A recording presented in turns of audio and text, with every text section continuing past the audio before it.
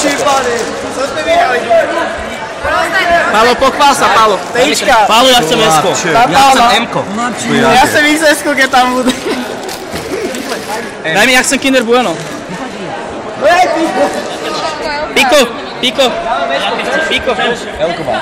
Piko, ukáž to. Piko. Ukáž to.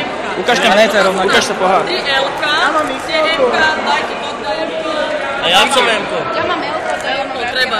Ja som Hopper, dajte mi L-ko. Ale Lenka tu není. L-ko daj jemu. Daj mi L-ko. No, nemôžem na XL-ko. Lenka tu není. Môžeš, Lenka tu není. Babi majú prsa, nech si dajú po zápasový komentár. Po zápasový komentár. Dobrý večer, pán Erik Flamik.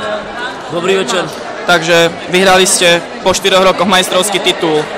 Ako hodnotíte túto sezónu? Táto sezóna sa nám celkovo vydarila.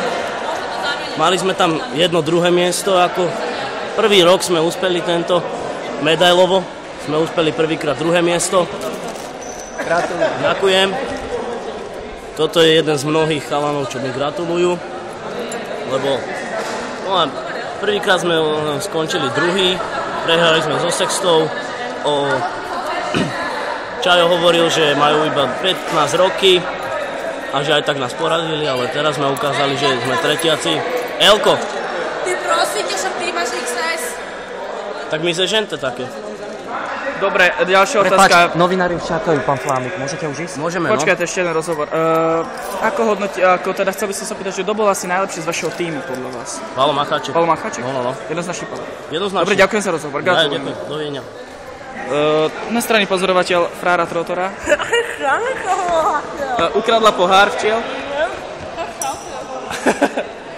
Povedzte nám do kamery, kto je podľa vás najlepší hráč toho týmu? Pálo. Pálo? Pálo Macháček? Pálo a Vilo. Pálo a Vilo. Byli najlepší. Dobre. Pán Jokas? Ja som rád, že žijem. Ty si rád, že žiješ. Určite ste pozreli teraz tento finálový Bylo zápas, to strašné áno? derby, skoro som sa posral. Kto bol podľa vás najlepší hráč tohto zápasu? Byl to určite Pálo Macháček. Je to ešte Pálo. Dobre, ďakujem za rozhovor. A lúčim sa s vami z finále Nike Cup Everyday Volleyball 2012. A ja. Aj on.